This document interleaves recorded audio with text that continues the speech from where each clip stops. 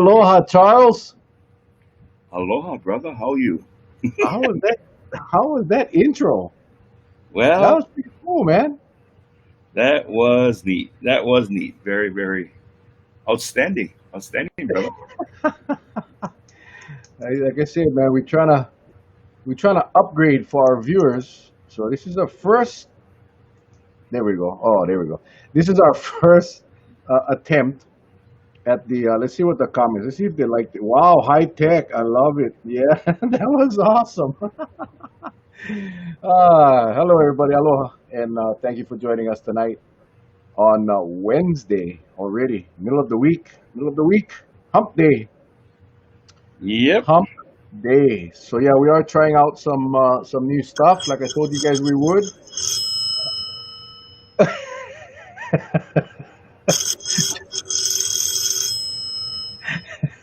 Somebody calling. Charlie has his. I need to know how's the quality, how's the sound, how's the video. Can you guys put in the comments real quick because we're testing this out. This is actually being broadcast live now to Facebook, YouTube, LinkedIn, Twitter, the works. So looks like everybody says it's nice. So that's cool. Yeah. That's cool. Yeah, I'm gonna play around with this for a little while. I just we just trying to step it up a little bit, you know. And there we go. It's saying it's looking sharp. Main thing is the volume, the audio. And we shall see. And we can do stupid things like this, and you can see me and Charlie. Like, look at that, Charlie. That kind of scares me, though. Holy moly, you know.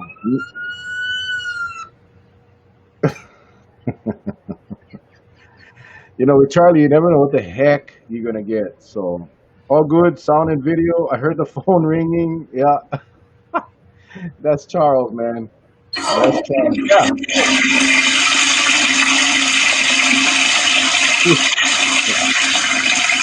You know, all these nights, we all thought that Charlie was in the living room. He's actually been on the bathroom, in the toilet, on the toilet, and this is the first time he actually flushed during the show. Anyway, if you guys can go ahead and share this thing. We're going to talk tonight. I know some of you guys might not be interested, but one of the things that there you go, Charlie. You're gonna put that high tech. We can actually. I'm gonna work on that. I'm gonna figure out how we can bring that stuff on. Actually, I think we can. I think we can. You know, I think we can. Hang on. I'm learning. I'm learning as we go. Uh, there we go. How's that, Charlie? Huh? Look on the bottom left. You see, please share. Oh, yeah. Nice to see both of your names on the top left corner. Uh-oh. No, no. Yep. Oh, yeah, I see. I see. Yeah. Okay. Okay. Got it. Got it.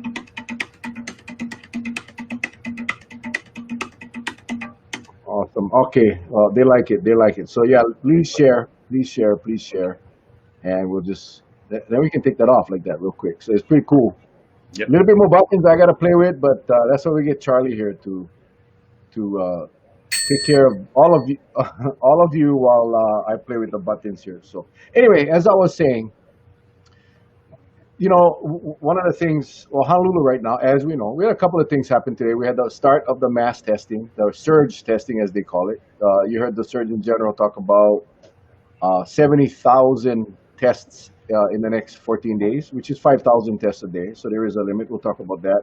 We're also going to talk about the stay-at-home order for Honolulu. I know we have a lot of viewers on Oahu that still is confused. What the hell? What can we do? What can't we do? What's open? What's not open? So we're actually going to share with you the actual order, and we'll go through it as quick as we can because I think it's important, and that'll be fun. A lot of things going on Oahu, but you know we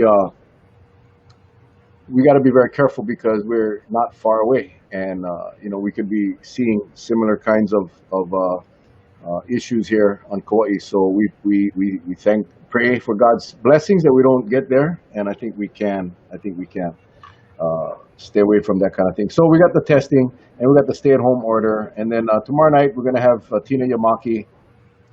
She's the CEO or president of the Retail Merchants Association of Hawaii, and she's going to talk about the impacts to the retail merchants. Next week we'll have Sherry Menor McNamara from the Chamber of Commerce on Oahu. She'll be on. We're solidifying that date, and then Friday, Charlie, you get somebody really interesting on Friday.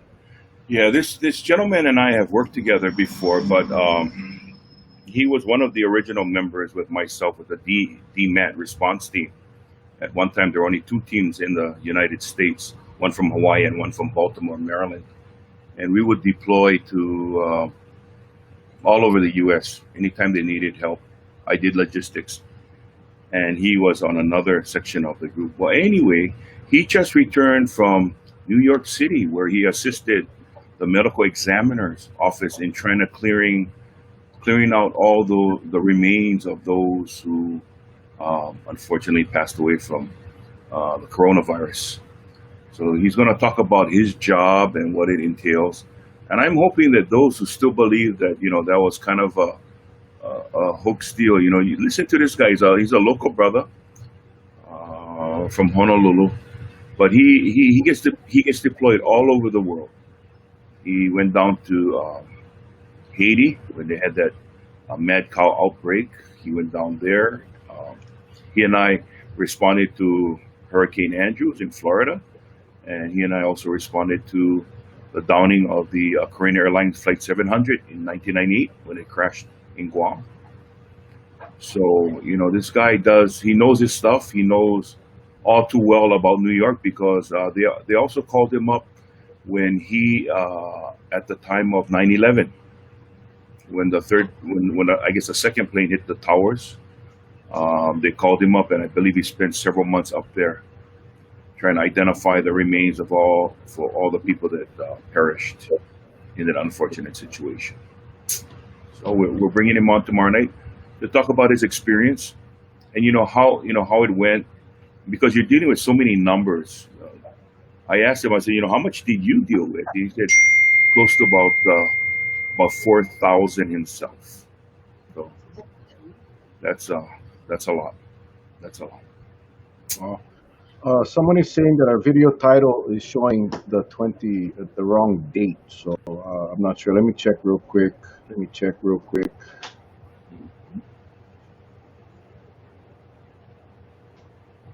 I'm not sure.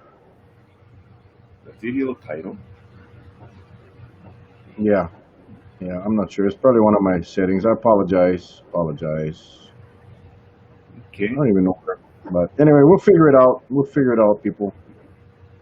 Again, first night, we're gonna figure this thing out sooner or later. Anyway, thank you all for joining. What is that noise? Huh? Oh, that's when you stand in line at Zippy's and you want to place an order. There, that's it.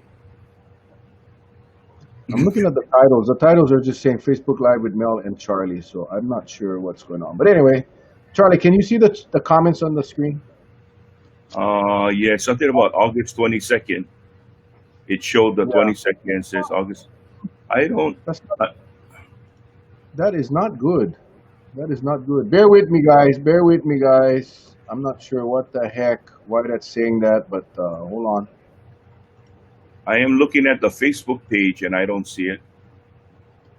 So I don't know where. I don't know. I'm not sure where. I'll figure that out. I will figure that out. It's everybody saying it now. It says August 22nd. I don't see any date. Some people are saying your Facebook text above, not on the video. I don't know. We'll figure it out. But anyway, today is August 26th. I know it is. It's in Facebook. On your Facebook page, and you put Facebook Live with Mel and Charlie, August 22nd, 2020. It's on your homepage. Really? Yeah. It was a typo. It was a typo error. It's on my page? Yeah. When you did when it says Facebook Live with Mel and Charlie. Oh, no, okay. Yeah, I don't know why that's doing that. Son of a gun. If you can edit that, then you can. I don't know. I have no clue how to do that. I don't know what the heck is going on. Somebody just sent me a screenshot. I see it. Thank you very much. So Get it? disregard the date. Disregard the date. Disregard the date. Because I have no clue. Like I said, this is you. Remember I told you last time you guys gonna be our guinea pigs, the beta testers. So, but we'll do this here. What is today? The 26th. Yeah. Okay. But anyway, folks, there's some lot of, again, as we said last night, there's a lot of hot button topics that's being talked about. But I promise you, I will not get emotional. We'll try to be factual tonight because we need for you folks to understand. There's been a lot of questions. One of it that has been within a matter of a couple days. There has been two reference guidelines from the CDC that has come out. One was the cancellation of the 14-day quarantine, okay? The recommended cancellation of the 14-day quarantine. And just today, early this morning, I read that the CDC says that testing is not required for first contacts, meaning you come in contact with someone. So, but yet, if you read down in the article some more, it tells you if you have any questions, that you are to contact the Department of Human and Health Services. So they're answering for the CDC. I'm assuming, and someone out there, please, write in, correct me if I'm wrong, but it sure sounds like there's this power play being made between the DHHS and the CDC now. So what happens is, folks like you and me, we are caught in the middle of all of this nonsense. Because if there's no quarantine required, and some people will take it literally, I hope you don't, but if you take it literally, and then testing is not required, and I hope you don't take it literally, then that means we can have a lot of folks walking around who are infected. So, you got this surge testing going on to try to bring the numbers down in Oahu. Well, if you literally take what they're saying and you start becoming that super spreader because you're not showing any symptoms, but yet you're shedding to everyone out there, everything that the Surgeon General is trying to work towards in helping Oahu is basically going to get defeated if you listen to those two rules. So if there's a rhyme or reason why it was brought into effect, I would gladly give you a hamburger sandwich if you can give me the answer, because I am confused. And I'm a pretty rational guy, but I am just totally confused. That's what this whole thing is. It's Yep. all about confusion. It's all about confusion, and it's just too many people. Maybe we talked about this last night as well. But I just got a text message right now. As you see, I'm looking down. I'm responding. Mhm. Lieutenant Governor Josh Green is going to be on Tuesday, September 1st. Okay. So we'll get some of the confusion clarified on Tuesday. Yes. But until then, we gotta gotta figure it out. And we're gonna help tonight with for Honolulu anyway. I understand you guys on Kauai might be saying, I don't want to know, but we all have family or friends on Oahu, and we will definitely share with them because there's a lot of things that impact small businesses. It impacts again the retail merchants. A lot of activities are going to be clipped for the next 14 days, at least 14 days. I wouldn't envision this being longer. The testing. We heard a lot of the horror stories today about the testing, and I think some of you may have seen the press conference at the testing site with the the Surgeon General, and he was basically asking for everybody's patience. That in fact, this was day one of a new process that was relatively new, and I had a call today from a woman whose sister was in line for 3.5 hours. Some were turned away after they hit the massive tests. So we got to be patient, people. I don't know. I know Charlie, you had some information on the west side, or that was Patsy, I think, had the information on the west side. No, we had No, we no, had that was Charlie. That was Charlie, and I think that's kind of alarming. And I wish we had that answer for everyone regarding what happens with your test results, Charlie. What did you find out today? Well, initially, I found out that when you get tested, the individual who contacted me said that I had asked if um, the DOH is going to be notified, and the initial answer was no, because of HIPAA, that we're going to email you the results. So the person got alarmed, but then she was reminded again, and we kind of clarified it. So what happens is, if there is a positive test now, this is the final. If it is positive, the location that did the test will render the results of a positive test to the Department of Health. Well, they will. So that's been cleared up. So we try to vet the source and clear up any confusion that may be out there, because I was confused as well. But now, right before we came on, I cleared that up. So thank you, Mel, for asking that question. Thank you. Yeah, and the the key in all of this is getting the numbers, getting the accurate numbers, and I think that's why the Surgeon General is here to to actually figure out where we're at. We know all those hospitals are basically closed for business right now Yes. because the capacity has been met. So I think there is some concern. I don't think they want to scare everyone. They're being very calm, but the bottom line is we are at the crisis point. We've been there for quite a while, and unfortunately, Charlie, I think you're frozen. Oh boy. No. Uh, yeah, yeah, I'm not sure why, but anyway, bear with us because again, new system. We're broadcasting in HD, so it's supposed to be clear and crispy and all of that. But so yeah, I was kind of troubled when you told me that. I'm glad you cleared it up. The numbers will go to the Department of Health. Can you imagine after 14 days, 70,000 people will be tested. The numbers in Hawaii is going to be incredible. It's going to be high. It's going to, including on the outer islands. We got one testing site here on Kauai. I'm not sure how many people are going to go, but I saw the lines on Oahu. There were lines. I mean, it was just crazy, crazy, crazy. So many people have been asking for testing. So many people have been turned away. In fact, the Surgeon General even mentioned today that there were some people that were complaining that they were even at the free site, they were being turned away. So not sure. Well, you remember you and I talked about it. So, folks, for us who are very simple, math-minded individuals, we have, because we saw the response on the press conference. 70,000 tests in 2 weeks, 14 days, came up to 5,000 tests a day. Mhm. So me in my Kolohe wisdom asked the question, if they only take 5,000 and shut down, what if all 70,000 wanted to come in one day?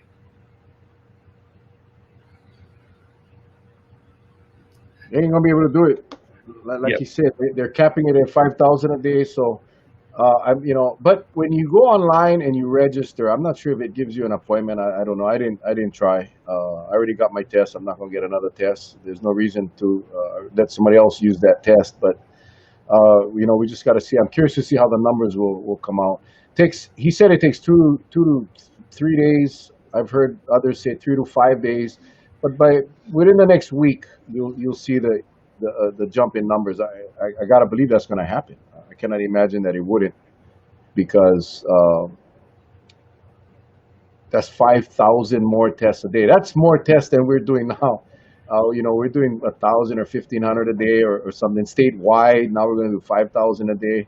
So incredible, incredible. We're going to see a huge jump. But the bigger problem is the hospitalization, the beds.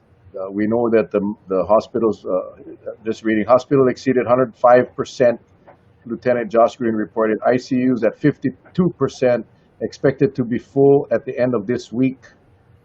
The overflow will be at the Blaisdell Arena and Exhibition Hall. Queens Hospital asked to transfer to Tripler. Nursing shortage, 162 nursing vacancies. I heard them put out the call today. Anybody with a nursing background, they want you folks to go to work. They need nurses. So I don't understand the lackadaisical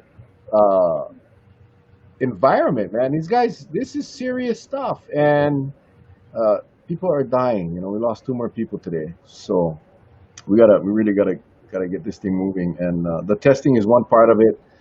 I'm still hearing from people that the contact rate, they're not getting contacted. We're still behind the eight ball. We're still, you know, we got to play catch up now. And it's these 200, what was it today? 277 or something like that. Whatever it was today.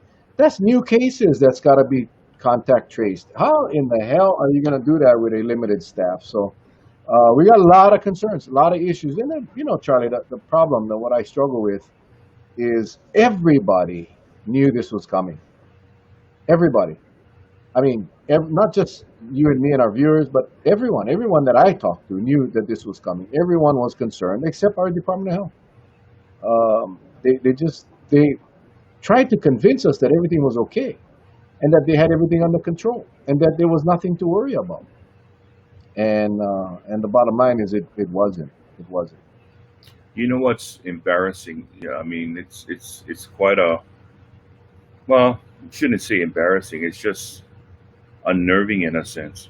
We we were told many times over, and the investigation revealed that there is X number of contact traces. Correct. Correct. Now we're getting this message from the so-called head of the Department of Health, which we all, because we're not doctors, we're not statewide epidemiologists. We're just citizens that are caught in the crossfire. So when you hear them say that in the beginning contact tracing wasn't really a big deal because it was manageable, but I would think, like if I'm putting out a house fire and I can see that I got one side of the fire, a square house, four sides. I got one side pretty much under control, but the other three looks like it's kind of getting out of control. I think I would call for additional backup to help me put out that fire. That's what I would do. Yeah, I So agree. it seems almost it's like a punch in the gut when you have someone as esteemed as the Surgeon General on today's televised cast with the Lieutenant Governor, that he said, well, actually, he made the statement on the first day of reference that with a population base like Hawaii, you would need about 400 to 500 contact traces. So And he's we coming are. out based on his experience. So he had that number already figured out, and we're at a point that it took us 6 months before we figured it out. And so I can see why maybe we're behind the curve. So when you try to flatten a curve, you got to stay in front of it. You can't be behind it. It won't flatten. So I'm of the impression that they're gonna let all these numbers go by the wayside, and when the surge test numbers come in, by then hopefully they'll have all of these contact traces in place, and they'll go full force from there. So I can see them accomplishing that way. But here's the dilemma now. What if all of this doesn't work? Are we prepared for plan number three? I haven't heard anything yet. Maybe it'll be a good idea to let everybody know right now what plan number three should be so they don't catch us off guard. Because, like the closures, those businesses that just opened up now face a closure, they're probably going to go under. So maybe you got to give leeway. You got to give a lot of time and advance notice, because this thing is playing out in real time. Yeah. Well, a couple of things. They're trying to ease, I think, the anxiety on people by saying it's going to be a 14-day lockdown. But think about this, Charlie. 5,000 tests per day. Our positivity rate has been anywhere from 7 to 13, and today I believe it was at 11. But let's just say average 10%, and let's say we're doing 5,000 tests a day at 10%. That's 500 positive cases. That's just that's just a formula. Now, not everybody, the scenario is a little different because most of the testing that we do today are based on contact tracing people that have come in, and now we're going to have a lot of people taking tests that may not have come in contact with anyone.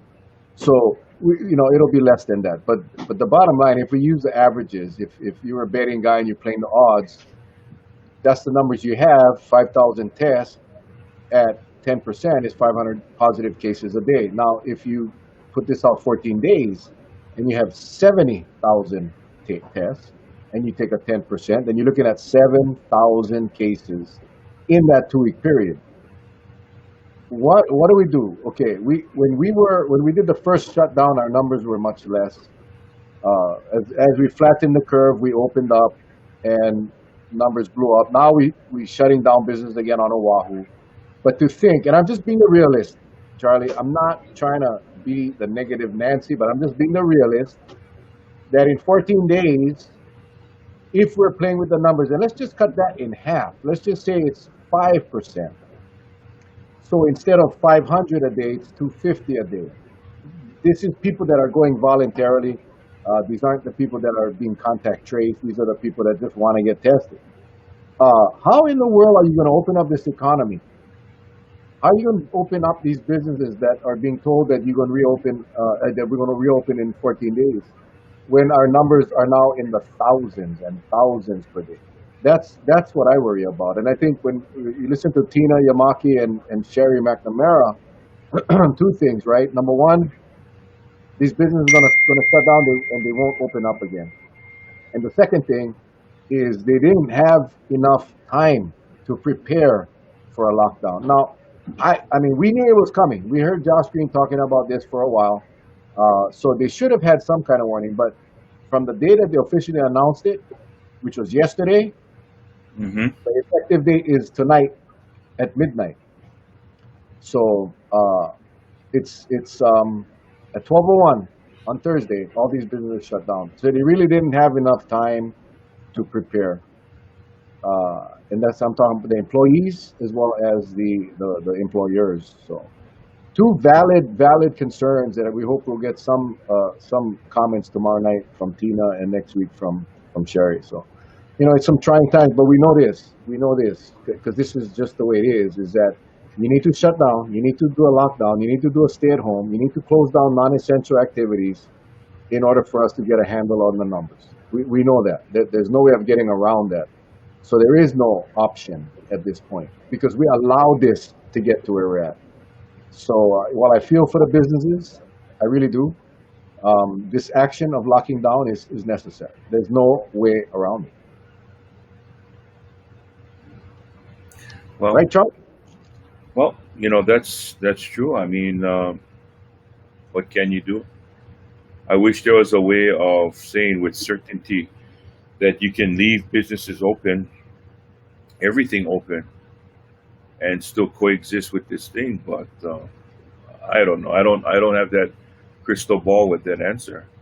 I mean, and even if you had the answer, you'll probably get a split review of 50% yes, and the other 50% said no, depending where your financial status is at the time, whether you're on dire straits or whether you live in a house with all seniors. It will skew your answer one way or the other, and that's just the facts of life. Yeah, and that's a dilemma, right? That's the dilemma because how do you coexist? Well, we're banking that at some point we'll get some type of antibody, antiviral medication that can stop this thing. The vaccine, I mean, we keep talking about the vaccine, but before the vaccine, we should be getting some kind of treatments that work and stop people from dying, stop people from getting this horrific lung damage. But one of the questions right here is how do we safely reopen at some point? Well, the first step is you got to flatten the curve. You really got to flatten the curve. You got to stop this virus, and then you got to have a very effective contact tracing program, and you got to have testing. That's not going to end. That won't stop, and that's just the reality of it, and it's scary.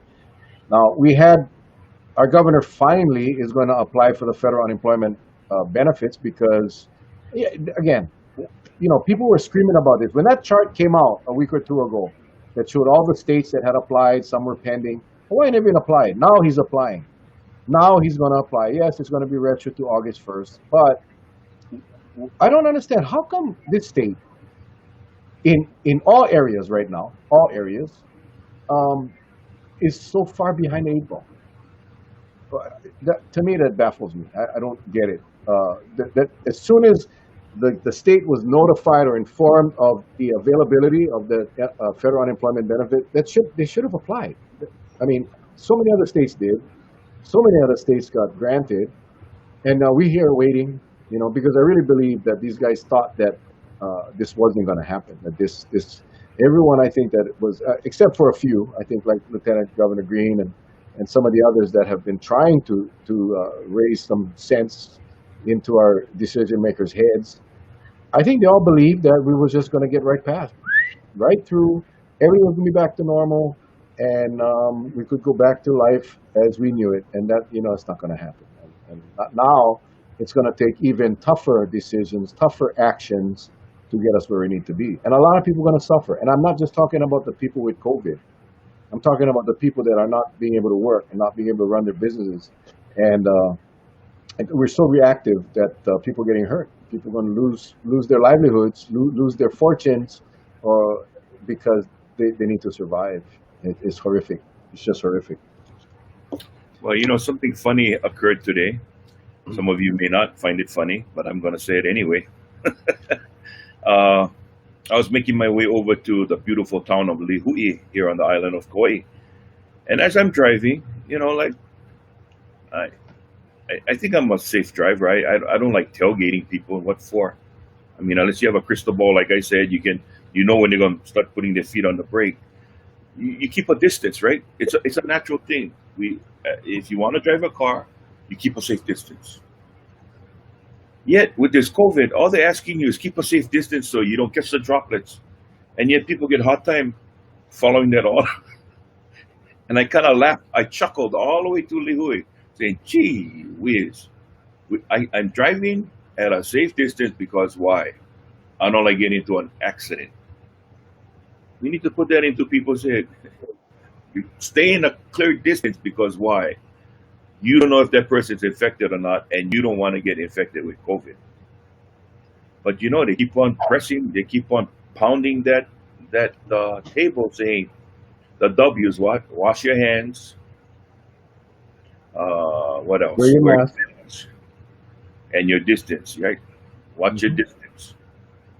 So those are the things. And when someone at a level as the Surgeon General is at, when you're at that level, that's really all you have in your arsenal right now, Hmm. And because that's all you have. And places like he talked about today, he talked about places like Arizona, or how even New York was able to bring it down to 1%. The positivity rate of 1%.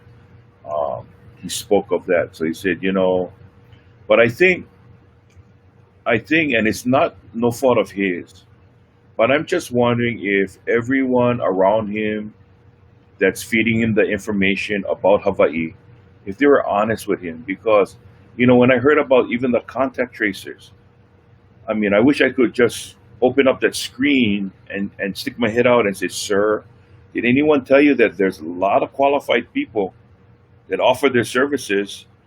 And the Department of Health said no, you know, over and over again. So to see him to go through that whole speech about contact tracing, it was like so defeating in a way watching it and just saying, wow. I wonder if anybody would give this blue guy the real scoops. No, no, and we're gonna go over the stay at home for Honolulu real quick. But someone just asked about the new declaration that Derek signed or proclamation that Derek signed today. I don't think it changed. I think he extended it. I have it right here. Um, so basically, he's just saying that it's going to be extended for an additional 60 days. So nothing changes for Kauai. Nothing changes at all. I just read it. So everything stays the same. Now, one of the things, Charlie, you mentioned the CDC, and I know I had a little dialogue with someone today on Messenger, about CDC removing the requirements for quarantine. And you got to understand that the CDC is its own entity, and they make recommendations. But at the end of the day, the governor of each state dictates what's Yep. happening. So the quarantine is not affected at all. The Trans-Pacific quarantine is still in effect. The Inter-Island quarantine is still in effect, regardless of what the CDC says. Our quarantines are still in effect, except on Oahu. I'm not sure. We'll find out tonight because I'm going to read this for the first time. But the quarantines are all in place, so that hasn't changed. Well, What? I guess why I brought it up is because you have all the Karens in the world. That's the first thing they throw in your face, right? So if you're trying to get compliance and you're trying to stop the non-believers, you don't put something out, even though they said, your governor can says this. Yeah, I got it. But the first thing they throw in your face is, but the CDC said, and then you get this whole mess starts up again. I said, hey, no go feed fuel to the fire. Back up a little bit. Yeah. If you're gonna keep quarantines in place, you just leave it status quo. No need to say nothing. Again, man, it's the art of confusion. They just it's kind of interesting. It's really, really kind of interesting. But anyway, Yep. so quarantine, everything is in place. The other big thing coming up now, and we'll get to this when we go through the stay-at-home order, is churches. Why are we allowing churches? Churches are areas where people congregate. And this is where pandemics and emergency declarations, it's different from a normal time. And I would agree with a lot of the comments coming in that churches shouldn't be treated any different. I would agree. I'm a Christian. My church is New Hope Kauai.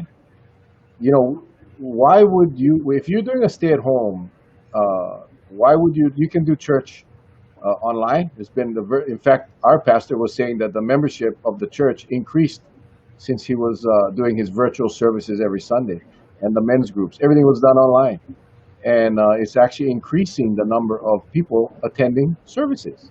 So, you know, we when you set up these really strict rules for all of us, and then you make these exceptions, it creates frustration and confusion. So, I see no reason why churches should be open. Uh, I mean, again, I probably went hell for saying this, but they can spread the virus just like any other congregation. They're not protected by. It's just the way it is, and who would want to go, especially if you're on Oahu right now? Who would want to go to a church that has 100 or 200 or 300 or 400? Some of those churches on Oahu is massive. Who would want to go? So Tyson is right. You can pray from home. You don't need to be in church. God still listens. You Um, know, you know what else is funny? I got one more observation that was made today.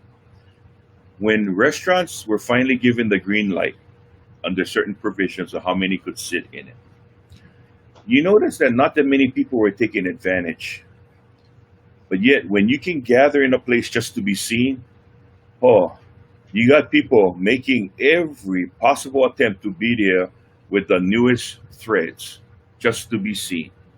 And I'm just wondering if that's a humanistic trait. What do you think? no, I think you're right, man.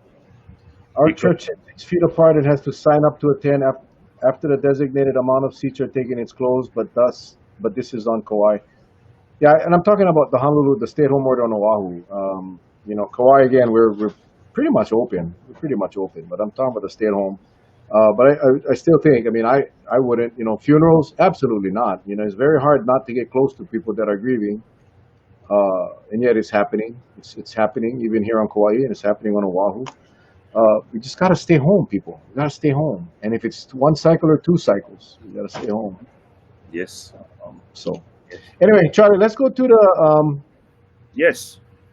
to That, that thing here, and let me get rid of this stuff here.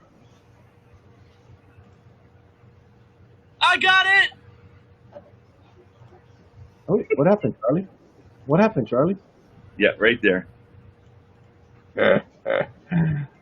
All right. Can you Got see it. the screen? It's Charlie playing with his voice machine or his noisemaker.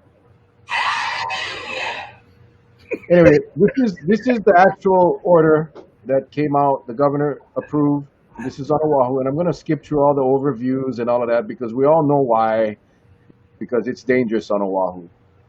And remember, any violation of these orders is punishable as a misdemeanor, with fines of up to $5,000. So anyway, the first one is order one. All individuals currently living within the city are ordered to stay at their place of residence. To the extent individuals are using shared or outdoor spaces, they must at all times be po- at all times as reasonably possible, maintain physical distance of at least 6 feet. Yada yada yada. We all know that. All persons may leave the residences only for essential activities. And when we go down to the definitions, you'll see what essential activities are. Essential governmental functions, or to operate or visit essential businesses as those terms define, and we'll talk about that later. So basically, people, on Oahu, you got to stay at home unless you're going to go through these exceptions, which we'll go through. The second part of the order, all businesses with a facility in the city, except essential businesses, again, we'll define, are required to cease all activities within such facilities except minimum basic operations, and we'll talk about that as well. For clarity, businesses may also continue operations consisting exclusively of employees or contractors performing activities at their own residence. So you can still work from home. You just cannot go to work if it's outside of your home. All essential businesses are strongly encouraged to remain open to the extent applicable and to the greatest extent feasible. Essential business shall comply with social distancing requirements, including 6-foot rule. So only essential businesses are actually strongly encouraged to stay open. Gatherings, and we'll get to the definitions when it'll become clear. Indoor and outdoor social gatherings of any type and any number of people are prohibited. Zero. For purposes of this order, a social gathering is a gathering or event that brings together persons from multiple households or living units at the same time for a discrete, shared, or group experience in a single room space, place such as a private home, park, auditorium, stadium, arena, yada, yada, yada, yada. In other words, no more gatherings on Oahu. Okay? Zero. Zero. This limitation of social gatherings does not apply to gatherings, events, activities that are permitted under Section 2, which we'll cover. That's exceptions. And nothing in this order prohibits the gathering of members of a household or a living unit on their property. So if you all live in the same house, you can gather all you want, and it's not going to be a problem. All travel, including but not limited to travel on foot, bicycle, scooter, motorcycle, automobile, or public transit, except essential travel and essential activities, which we will define, is prohibited. People must use public transit only for purposes of performing essential activities or to travel to and from essential businesses or maintain essential governmental functions. People riding on public transit must comply with social distancing as applicable, including the face covering requirements contained in Order 5. Now you got to wear a mask to get on a city bus on Oahu. So again, nobody can ride on a bus to go from grandma's house to auntie's house. No, only essential activities. Order 5, non-medical grade face coverings. All individuals in the city shall wear face coverings while outdoors in public areas when maintaining a physical distance of 6 feet from persons who are not members of the same household. All individuals within the city shall wear face coverings while indoors in public spaces, including but not limited to enclosed common areas of commercial residential buildings. You got to always wear a mask on Oahu. All employees who work at businesses or perform services at essential businesses as provided in Section 2F and city departments shall wear non-medical grade face coverings over their noses and mouths when engaged in interacting with customers, visitors, and other employees of the essential business or city department at issue. All customers defined, visitors of business organizations defined essential business shall wear non-medical grade face coverings. Bottom line is everybody on Oahu got to wear a mask. Okay, everybody got to wear a mask. Face coverings, your masks, may not be worn only under the following circumstances: banks, financial institutions are using automated teller machines. They don't want to make sure they see your face, so in case you decide to rob them, they can identify you. By individuals with medical conditions or disabilities where the wearing of face covering may pose a health or safety risk to the individual. My opinion, What is that noise? Is that Charlie? Um, if you too sick to wear a mask and you're too sick to go out, okay? I mean, if you go to the doctor, that's another story. But come on, people, wear the mask as best you can because that's one of the reasons why we're at the stage we're at. Individuals engaging in physical activity outdoors, where physical distancing can be maintained. So walking, jogging, as long as you're exercising and you're spread apart, you don't have to wear the mask. By children under the age of 5, by first responders, that's HPD, HFD, and all the emergency services, to the extent that wearing non-medical grade face coverings may impair or impede the safety of the first responder. I don't know when that would be, but that's in there. By children in childcare, education, or similar facilities consistent with the latest guidance from the CDC for such facilities. So certain children will not be required and as allowed by any other provision. So there'll be some more, I guess, exemptions as we go along. Okay, so you have to wear a mask on Oahu. Just remember, you got to wear a mask. Wherever you go, you wear a mask.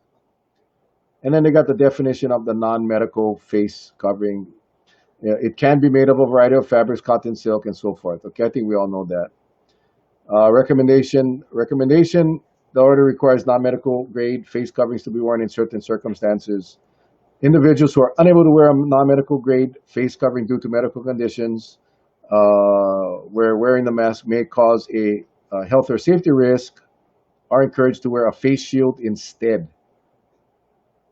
Blah, blah, blah. Order 6 is the closure of city and state parks, city and county Honolulu, and botanical gardens and state parks. Individuals may travel through city and state parks to engage in and return from ocean activities such as surfing, solo paddling, swimming, and other activities allowed by law. So you can surf, you can solo paddle, you can swim, and you can go in the beach, but you can only cross, you cannot stop on the beach. Individuals may travel through city and state parks to use comfort stations and showers, which will remain open. Shooting and archery ranges may remain open as determined by the city's Department of Parks and Recreation. Here we go, another one. What is so essential about shooting and archery ranges?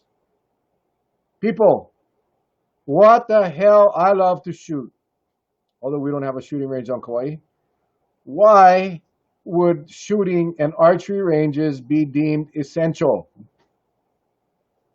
Again, why? To the extent applicable, fishing is permitted, but no group of 2 or more individuals may engage in fishing and gathering.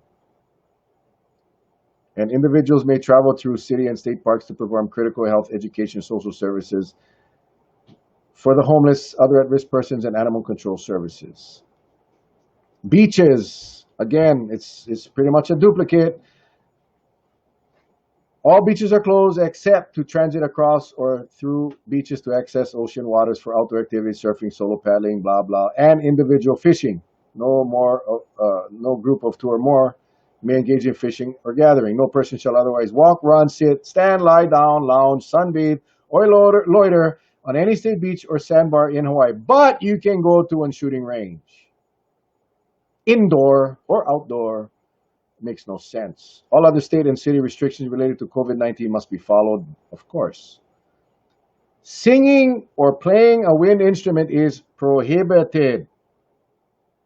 Prohibited. In general, singing and or playing a wind instrument and similar activities that increase the presence or propulsion of respiratory droplets in the air are prohibited. However, such activities are permitted provided they are performed at a gathering, business, operation authorized under the order and the following mitigation measures. Okay, here we go again. If singing or playing a wind instrument is that dangerous that they're prohibiting it, why would they allow it? If it's at a gathering, business, operation authorized under the order, why? I don't get it. It's either dangerous or it's not. Makes no sense. If the activity takes place outdoors, any person singing or playing a wind instrument shall maintain physical distance of at least 10 feet away from others. But we know that when you sing or dance or, scream or whatever, it goes further than that. Members of the same performing group singing and or playing a wind instrument may be closer than 10 feet while performing, provided the group consists of less than 10 people. I don't get it, guys. I don't get it. What the hell is the difference? Is a virus less dangerous when you have 9 people than if you had 11 people? I don't get it. To the extent reasonable and practical, a physical barrier, plexiglass or something like that of sufficient size to mitigate the spread of COVID-19 shall separate any person singing or playing a wind instrument from any other persons, but not including members of the same performing group. Listen, if you cannot sing, if you cannot play a wind instrument, then you shouldn't be able to do it at all. So, but we have these exceptions here, which creates the confusion. Now, if this place indoors, if the activity takes place indoors, any person singing or playing a wind instrument shall maintain physical distance of at least 10 feet from any other persons while singing and or playing a wind instrument. I think that's what they just said. Outdoors, indoors, same thing. Why is it okay in some cases and not in others? And if you're outdoors, a physical barrier of sufficient size, same thing. So you figure it out. Definition. This is where, and we're almost done, people. This is where it gets interesting. Essential activities. Individuals may leave their residence only to perform any of the following essential activities. However, people at high risk of severe illness from COVID-19 and people who are sick are urged to stay in their residence to the extent possible. Okay. Number one, to engage in activities or perform tasks essential for to their health and safety or to the health and safety of their family or household members, including but not limited to pets, such as, by example, obtaining medical supplies, medication, visiting a healthcare professional. In other words, you can leave your house to go to the doctor. The second one, to obtain necessary services or supplies for themselves or their family, or to deliver those services or supplies to others without limitation: canned food, dry goods, fresh foods, all the food stuff, not non-essential stuff, and any other household consumer products to maintain safety, sanitation, and essential operation of residences. So you can go deliver. If you gotta leave your house to go pick up some cleaning supplies, that is okay. To engage in outdoor activity in locations as allowed by law, provided the individuals comply with social distancing, as defined in sections such as, by way of example, and without limitation, swimming, surfing. They repeat themselves in this thing. So you can leave your house to go swimming, surfing again. Is that really essential? When you're talking about a pandemic that people are dying and we're talking about hundreds and hundreds of cases, is that really essential? Can you get your exercise in another way? To perform work providing essential products and services as essential business, essential government, again, same thing. We'll get to that definitions later. Of course, to care for another person or pet in another household. So you can take care of your neighbor's pet, you can leave your house. To obtain services, goods, and supplies from or engage in activities at essential business. We'll get to that. You can go to graveyards, mausoleums, and similar sites, and to engage in any other activity required or allowed by law. See that's kind of vague, right? What does that mean? And then healthcare operations. I'm not going to waste your time with that because that's healthcare operations is, well, I will cover. The exemption shall be construed broadly to avoid any impacts to the delivery of healthcare. Healthcare operations does not include fitness and exercise gyms and similar facilities. So gyms, spas, and all that stuff is closed, which makes a lot of sense. Okay, essential infrastructure is construction, trades that are dealing with airport operations, water, sewer, gas, electrical, oil refining, and so forth. I think that goes without saying. Internet, telecommunications, affordable housing, construction jobs, or housing for individuals experiencing houselessness or homelessness. So obviously that this is kind of it's the same thing that we went through several months ago. And essential government functions, obviously all services needed to ensure the continued operation of government. So government agencies obviously would be essential government functions. So that's all: EMS, jails, police, fire, civil defense, and so forth, prison, health, education, all of that. All covered businesses include for-profit, non-profit, educational entities, regardless of the nature of the service, the function they perform, or corporate or entity structure. In other words, every single business is covered under this order. All right, this is the key. Essential business. Where can you leave your house to go? This is the big one. Healthcare operations, we already talked about that.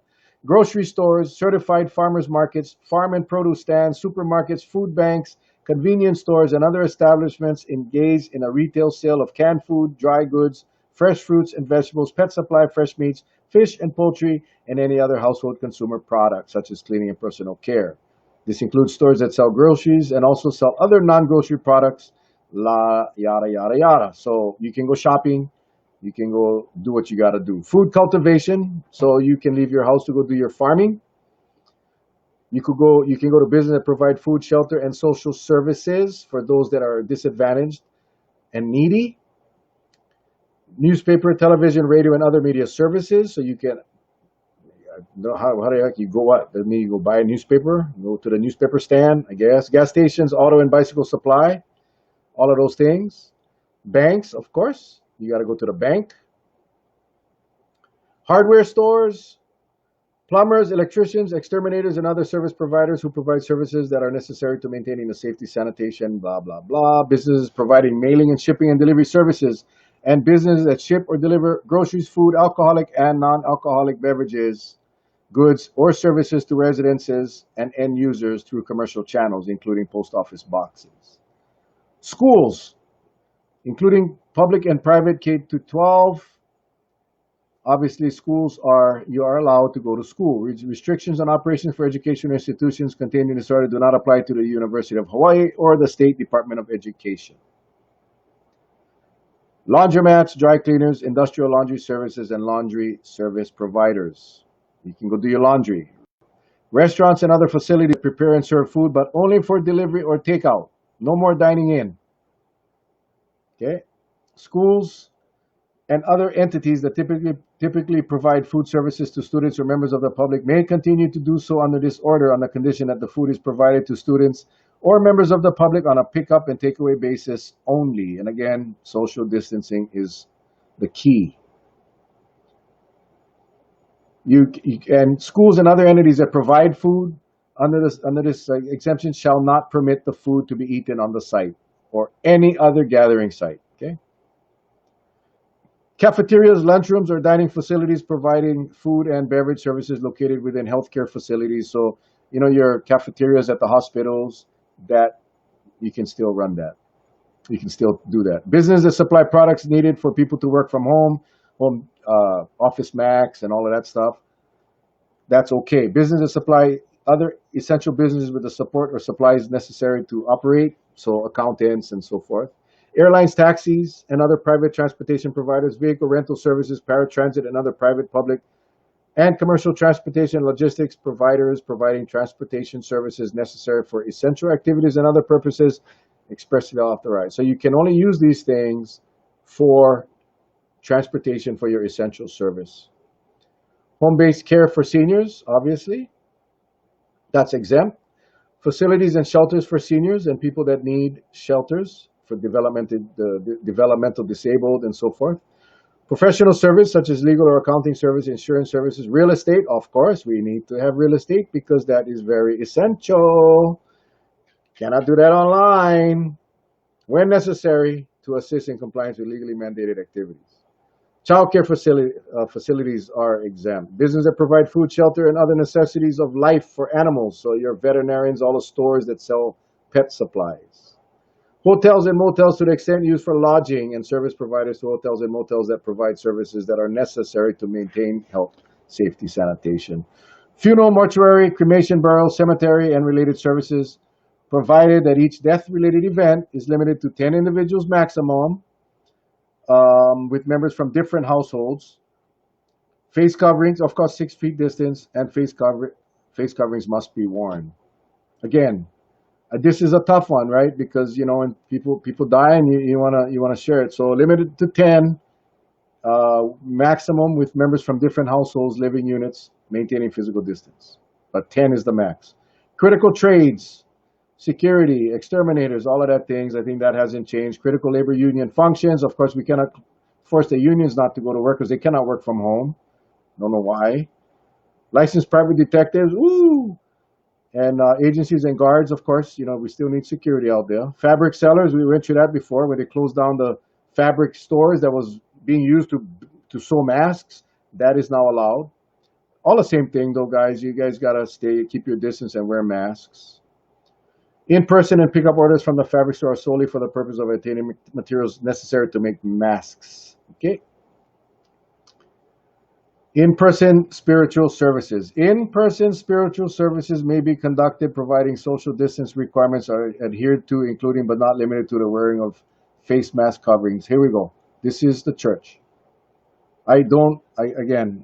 God forgive me, but this is not the time to consider an exemption for churches, because congregations, just trust me.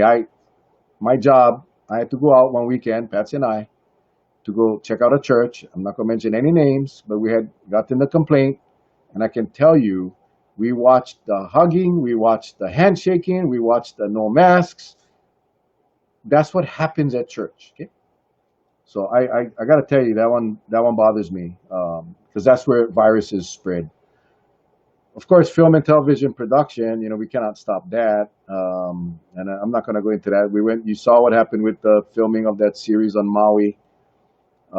They have a whole separate list of recommendations for those. But, again, if we're locking down our local businesses, if we're shutting down our local businesses, if we're taking away the livelihoods of our local people, why would we allow others to come in to benefit from a pandemic time when no one's around and they have free reign and go make movies and TV productions?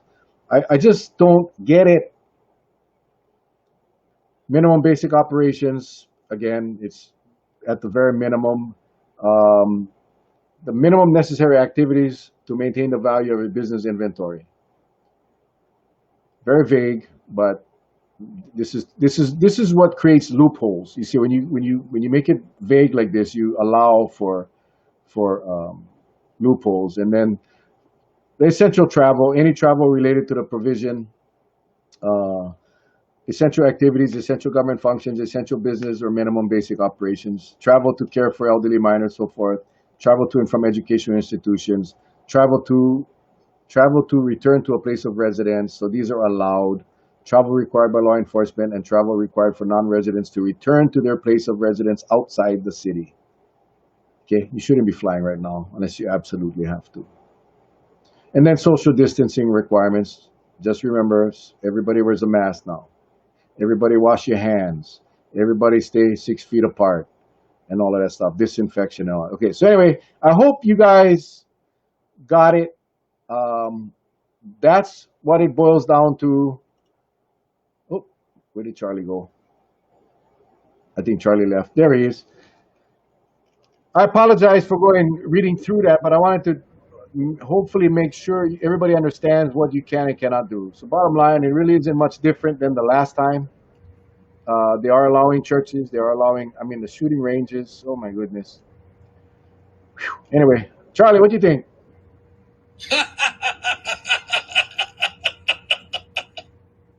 Oh, Well, as that's a stack of papers. yeah. That's a lot. It's I forget how many pages that was, but it's a lot of that was duplicative. It was, what they said in section A and B was also in section F and G or whatever, but there's a lot of opportunity for confusion and loopholes. So bottom line is this, people: stay home. Just stay home, unless you have to go out. And if you have to go out, wear your mask. That's it. That's what that says. But there's a lot of exemptions in there that people can. Again, I went west side today. My job took me to the west side, and I passed a job site in Waimea by KVMH. Social distancing and masks, really? Non-existent. Non-existent. And a lot of our construction workers that are here on essential exemptions are coming here from Honolulu. And they're here to work. And it's not a dig on them. They're here to work and do a job. It's hard for construction to be 6 feet apart all the time. But wear your mask. Wear your mask. Because you're working with some guys from Kauai, and we got to be safe. We got to be careful. It is what it is, man. But Again, I appreciate these guys coming over here to work, but we get a lot of guys that are on the bench over here. We get a lot of construction workers that are laid off. So I don't even know why we're bringing people from the outer islands to come do our construction jobs here. I don't. You know, if you're a certified carpenter, if you're a certified welder, you're whatever you do, whatever trade you have, if you got the credentials, why don't you use up the people here, our local talent, instead of flying these guys in from Honolulu? We had this discussion, Charlie, and you had an explanation, but a lot of it is because of the union and non-union. But to me, if we cannot fill the jobs with our local guys here on Kauai, then you bring in to supplement. But aside from that, you guys go Honolulu, go work in Honolulu. Leave the jobs for our Kauai people. You know, just reflecting back, I guess for the people out there, Eugene asked me if I had any questions. It's not really questions because, I think we've been down this road before. As you can see, we took 6 months of basically, we call it scattered thinking because, all of us as citizens, we have to follow rules, and rules are placed in such a way. I mean, I am blessed that we have a mayor that, and again, I didn't agree with him on the first go round, but yeah, I was wrong. You want to talk about a lockdown? Okay, boom, he did the curfew, saved out on our resources, taught a lot of people lessons too, and it worked. Now maybe there's a reason why Oahu can't do that, but you got to start someplace. So now they put these rules where, like some people saying you can't, like you can either go to a water park, you can't go to the beach, or you can go to the beach, you can't go to the water park. What's good for the goose is good for the gander. I don't care what anybody says.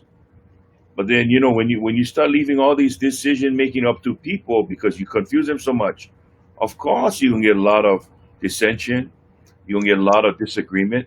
Because why? You're not you. It almost appears that this whole thing is whimsical. That's what it appears. It came out of a Harry Potter movie. All these rules, and I wish there was some kind of. I mean, prime example. Oahu no need quarantine, but everybody else need. Okay, so why? I mean, it didn't make sense. But now I can see why. Oahu never need to quarantine because you guys wanted to drive your numbers up. And not saying you guys meaning the citizen, but the administration, because your numbers are going up. And most of our numbers are staying down.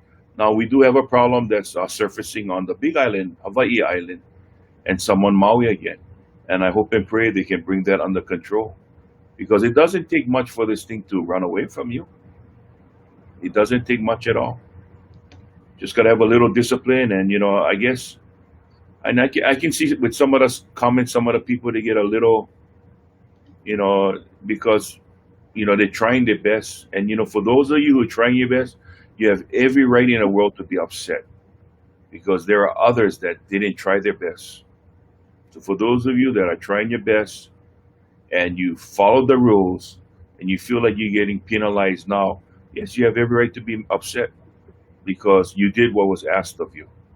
And it just so happened a minority didn't, and everything just got out of control.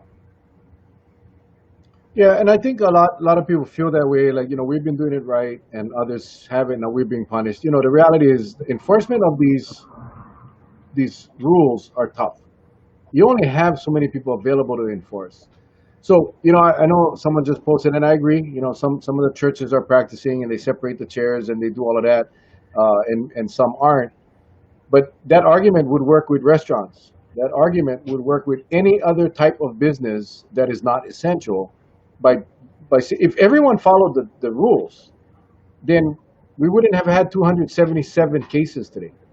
We wouldn't have two more people die today.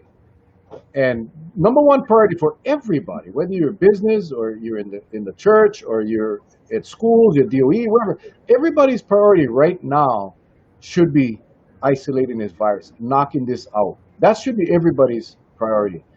The fact that you're young and you think that you're indestructible, that still should be your priority because you get moms and dads and grandmas and aunties and uncles.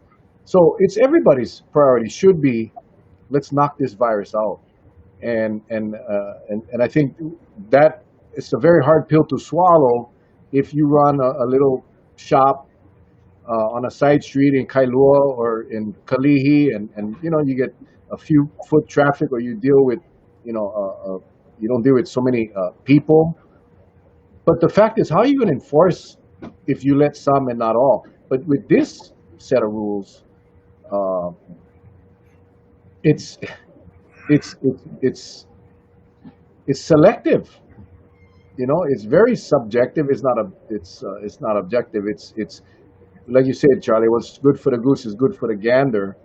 In this rules right here, it's unfair because some operations will be allowed to continue. Now, and I'm going to go back to the shooting range because the shooting range may be essential for people that need to qualify, like the law enforcement. So why doesn't it say they can only open for essential use? In other words, to qualify annual qualifications for security or law enforcement. Why would the public be allowed to go to a shooting range? All the people that don't shoot guns or don't shoot a bow and arrow, you guys, it's not fair. You can't go out to do what you do, but the guy with a gun or a bow and arrow can. It just, I don't know. I don't get it. I don't know what drives some of these decisions, Charlie. I just don't. Well, I guess like they say, there's not too many gatherings I know at a firing range because you try to stay a safe distance or you will get shot. Plain and simple. But you You could know, say that with the golf course range too, though. yeah, If you exactly. go, in there, so I'm a golfer. I'm not a gun guy. So why Yeah. can't I go practice my art at the golf range? And I cannot, but you, because you shoot gun, you can.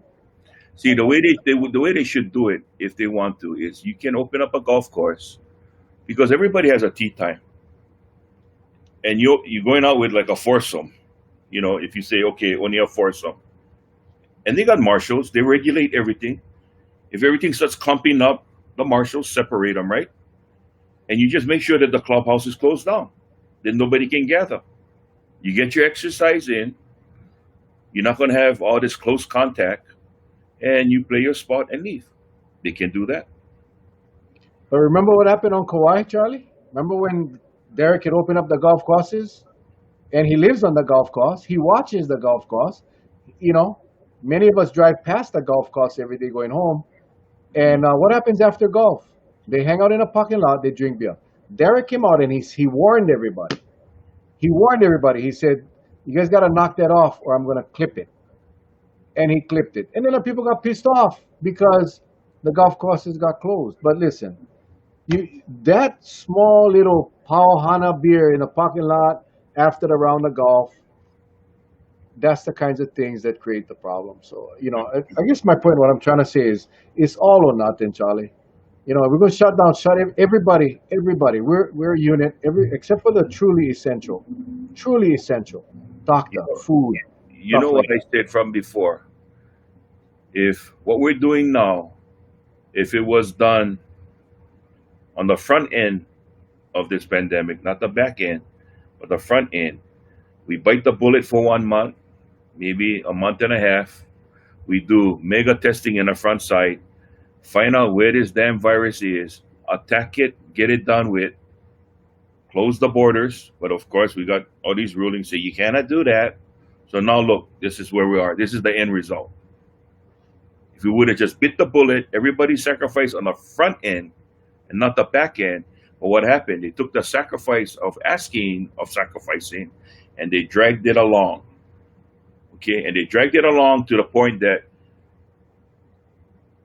we just got no more fight. And I'm telling everybody, no, we gotta fight.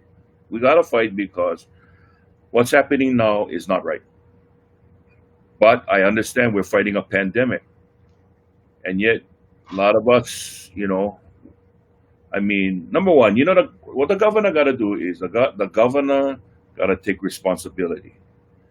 He listened to my buddies, Brucey and Sarah, Okay, Brucey and Sarah made a lot of mistakes. Okay, now they haven't come out and said I made a mistake.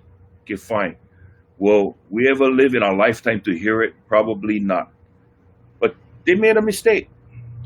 Because why?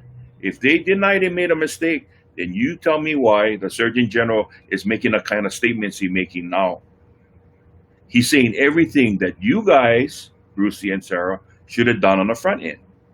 But you didn't believe in contact tracing. You didn't believe that the numbers were needed. Yet right now, he is telling you that 4 to 500 is needed. Okay? So why all of a sudden you listening now? The biggest reason is because back when we started to do, when we went statewide lockdown, hospitals were at 8%, 12%, and most of the people in the hospitals were non-COVID, right? And we shut it all down. We shut the hell of it down. And then now, as the numbers are rising, we open them up, and then the hospitals got to 20%, 30%, 40%. Numbers rising, more people dying, 60, 70, 80, 90, 105%. That's the difference. You see, back then we had plenty of room for error. We don't have that no more.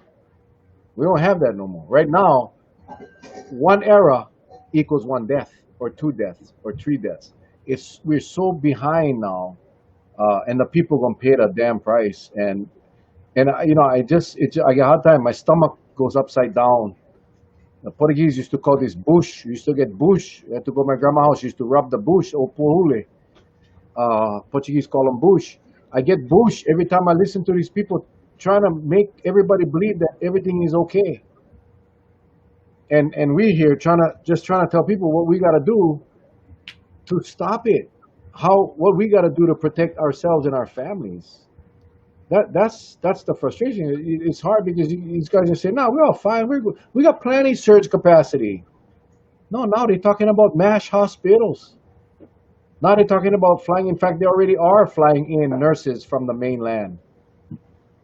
Hope they're not contaminated. Remember the Big Island early on got contaminated from a traveling doctor and a nurse that came from the mainland and was positive. So anyway, it's scary. People, we got to do what we got to do, man. Well, folks, again tonight, we wanted to come on. I mean, we could have taken the opportunity to call it a night because we didn't have any guests. But I thought it was important to discuss just these last 2 days, a lot of things that we heard, and yet, there's a lot of things that's printed, uh, and it's really tough to see the wording. I mean, how many of you actually want to take the time out to go investigate all the different press coverages that we've had and the statements that have been made? Because there is so many statements have been made. There's so much state of confusion. I don't want to add to the confusion. I'm just one of those that wait a minute. If something doesn't sound right, I'm gonna find out what the hell is wrong. And sometimes you can uh, basically, come out and talk about things that shoulda, coulda, would have. But the bottom line is this: if that's what they say that we need to do to stop this thing, okay, fine. But let us all be prepared now. If it doesn't work, what's the next phase? So, when you put this kind of amount of pressure on the citizens of Hawaii, that it's really an ultimatum. You either make it work or else. I'm one of those. I want to find out what is that or else. And I think that's where we're headed to. I was hoping that the numbers be driven down already. Was coming down. But, like when it came down to 165, then came down to 130. But then I think just rebounded again and went the opposite way. It's a tough pill to swallow, but hey, it is what it is. Well, we know historically the weekend labs, the production is not as high as it is during the week, so We always get that little dip, but the virus is still rampant. The virus is still active. We're going to see more cases coming up with the more testing. So this is what the governor needs to do. The governor needs to number one, be honest, and let the people know that this is not gonna be 2 weeks. Even if we drop down in 2 weeks, you cannot open up. And you'll be just doing this every 2 weeks. You're gonna go 2 weeks on, 2 weeks off, 2 weeks on. So we gotta wipe out the virus. The governor gotta release the CARES money. He needs to release the CARES money to give to our businesses to keep them afloat, and to the people that have not gotten paid and need now is that money is no damn good in a bank account. He needs to start peeling that out and start handing it out to the businesses that, because of the lockdowns, cannot function, cannot operate, gotta lay people off. He's got to do it. That money is not to be saved for another time. That money has to be spent by the end of the year, and it's because of his decisions where we're at. So now is not the time to go put that in a rainy day fund. No, because it's storming right now. Those funds got to come out, and it's got to go to the people that need it. That's what needs to happen. Because to think that we're going to open up again in 2 weeks, seriously, people, we've been down this road before. Other places have been down this road before. That is. Remember I talked about last night. Don't overpromise and underdeliver. That's what they're doing, and they're having a lot of people that's going to prep for a 2 week lockdown when we know even best case scenario, if in 2 weeks we're down to 30, 20 cases or whatever, well, you going to open up again and turn it loose again? No, you cannot. We got to be at 2 cycles. The deal is we got to be at 2 cycles, which is 28 days of no increases in active cases. That was the original plan. We deviated from that plan. 28 days of constant reductions in daily positive cases. Then you can start thinking about opening up. Until then, it ain't gonna happen. So stay at home, be safe, wear your mask, social distance, wash your hands, clean your ears, blow your nose, do all that you gotta do, and don't forget to take your vitamins and say your prayers, as Hulk Hogan would say. Any closing thoughts there, bro? Well, ladies and gentlemen, tomorrow night, we'll bring somebody on. Somebody asked about Corey Rosenlee, the head of the teachers union, HSTA. Had a talk with his communication specialist, former newscaster Kyoki Kerr. So I'll give him a call again. I know the last time, because they were caught up in everything they're at. So for that person who's asking, we'll see what time we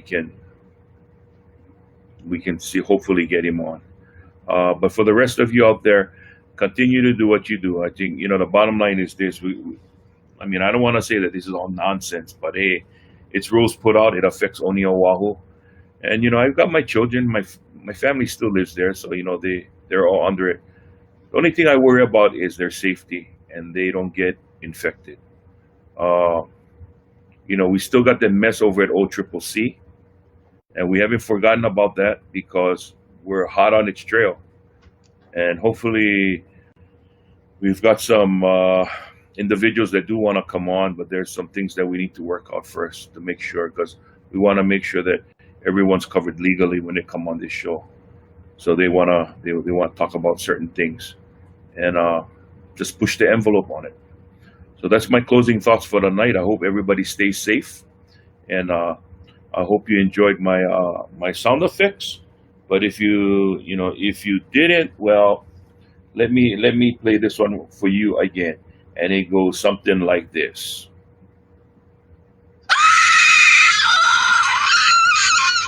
Okay, you folks have a good night now.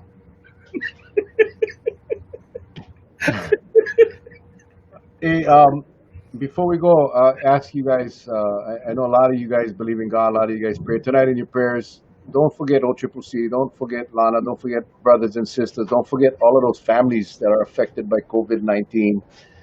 Some are hanging on for their lives in ICU on ventilators right now as we speak. Families cannot see them. They're alone.